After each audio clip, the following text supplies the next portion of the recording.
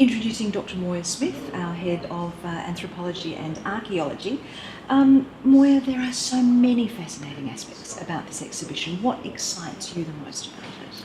I think for me the most exciting thing about the exhibition is seeing objects I've known for decades from publications about ancient Egyptian art, to see them in reality and to see them up close in a way that you don't see them even in the British Museum is an incredible privilege and really exciting.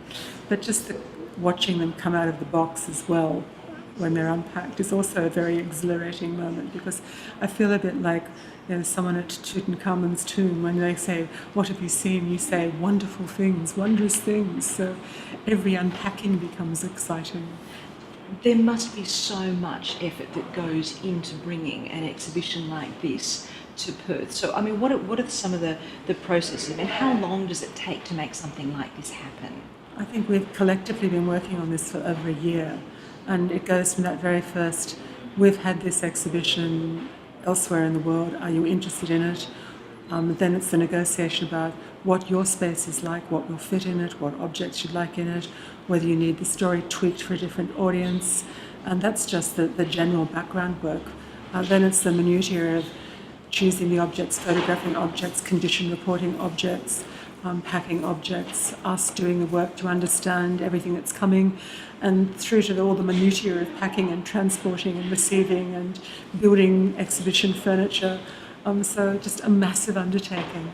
It is fabulous to see the Western Australian Museum working with the British Museum in this way. I mean, what would you see as the most beneficial parts of that partnership? Well, part of it's that thing about international networking, so that you know your colleagues, you know who you're working with, you know what stories you can share. I think for us on the receiving end, to have the opportunity to have some of these objects in the state is astounding. I'm hoping that there'll be a bit more of a return flow. So I think curators who've been out here have been eyeing off some of the things in our collection, thinking we would love to see that. Wouldn't that be fabulous? And that would be really nice, yes. So I think that's one of the benefits that will happen. But it also helps put us on an international footing, I think. It makes us a player in an international arena in a way that it's very easy to slide out of if you're not constantly in the public eye.